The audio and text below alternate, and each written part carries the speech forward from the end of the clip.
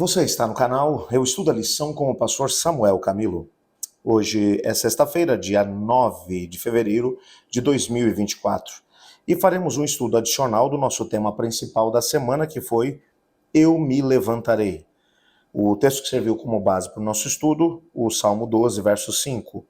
Por causa da opressão dos pobres e do gemido dos necessitados, eu me levantarei agora, diz o Senhor, e porei a salvo aquele que anseia por isso. Os salmos, eles acabam se tornando uma espécie de protesto contra a indiferença à injustiça. As pessoas se acostumam a ver a injustiça acontecendo ao seu redor.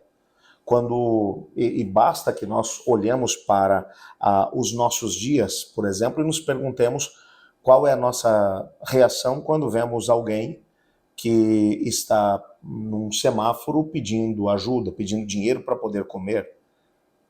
Às vezes nós olhamos e simplesmente dizemos, isso é gente vagabunda, gente que não tem condição, ou gente que não quer trabalhar, ou isso aqui é dinheiro para bebida, ou para o vício, para as drogas, ou já estabelecemos um juízo e uma condenação em relação à pessoa que está vivendo uma situação de vulnerabilidade. Mas quando nós paramos para poder ouvir a história dessas pessoas que se encontram nesse tipo de situação, às vezes encontramos verdadeiros dramas por detrás de cada história.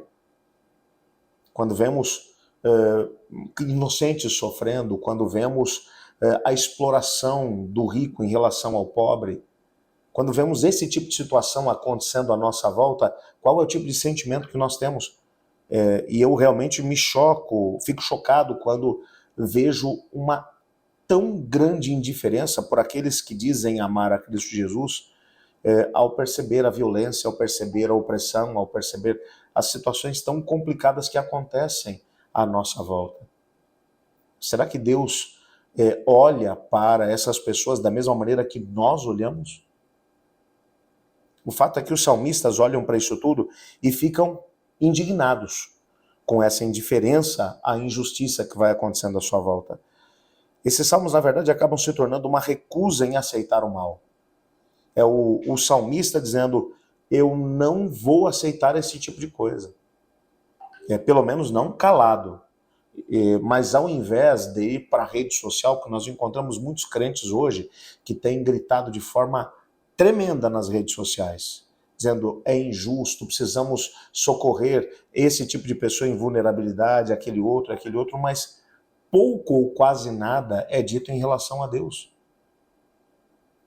Quantas horas você passa diante do Senhor Deus clamando, pedindo a Ele para que Ele intervenha nas causas de pessoas que estão passando por situação de injustiça?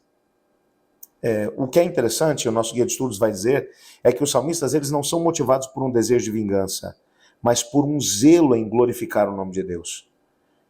O que a autora da lição está dizendo é que o salmista olha para o que está acontecendo e na cabeça dele o que ele está dizendo é o seguinte, esse tipo de coisa não é bom para o nome de Deus. Esse tipo de coisa depõe contra o próprio Deus. Então é uma espécie de zelo do salmista em relação à honra do próprio Deus. E por isso ele vai dizer, Senhor, intervém.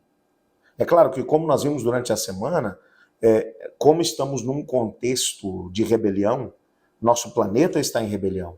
Adão e Eva aceitaram viver a situação de permitir que o inimigo se torne o príncipe desse mundo, e como ele é o príncipe desse mundo, ele coloca a sua plataforma de governo, na qual, como consequência, temos a dor, sofrimento e a morte. A humanidade aceitou esse plano de governo. Então, o Senhor Deus diz que o inimigo teria um tempo determinado para colocar em andamento essa plataforma de governo, já que a humanidade aceitou a mesma. Então, Deus, ele nem sempre vai intervir e impedir que o mal venha. O que ele vai prometer é que, quando o inimigo colocar o mal, para aqueles que estão andando com ele, ele vai dar o poder para que eles possam vencer.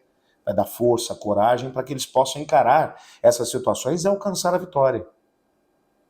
Mas a injustiça é alguma coisa, a injustiça, a opressão, não deve ser alguma coisa com a qual a gente se acostume.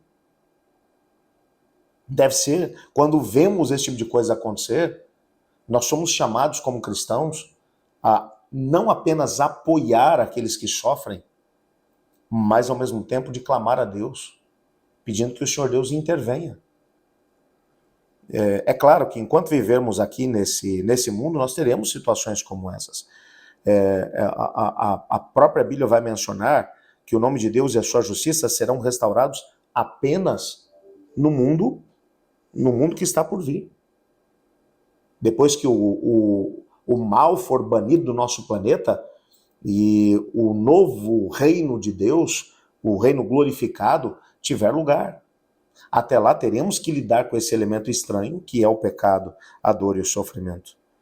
É interessante que aqui no nosso guia de estudos aparece um texto de Ellen White, do livro O Maior Discurso de Cristo, onde ela vai trabalhar a ideia de que nesse mundo realmente passaremos por situações de dificuldade e problema, mas com Cristo podemos alcançar a vitória. Olha o que ela vai dizer.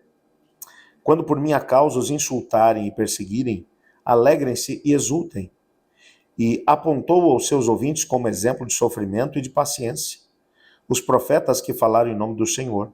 Abel, o primeiro cristão dos filhos de Adão, morreu como mártir. Enoque andou com Deus e o mundo não o conheceu. Noé foi escarnecido como fanático alarmista. Outros, por sua vez, passaram pela prova de zombarias e açoites e até de algemas e prisões. E alguns foram torturados, não aceitando seu resgate para obterem superior ressurreição. O que ela não está mencionando é que nós passaremos aqui nesse mundo, assim como grandes nomes do passado, por situações complicadas. Afinal de contas, nós estamos num mundo em rebelião. E se nos posicionamos ao lado de Deus, nós estamos contra as forças do mal. E o inimigo trabalha. É bem verdade que o seu poder é limitado. O Senhor Deus estabelece limite sobre a atuação que ele pode ter sobre a humanidade.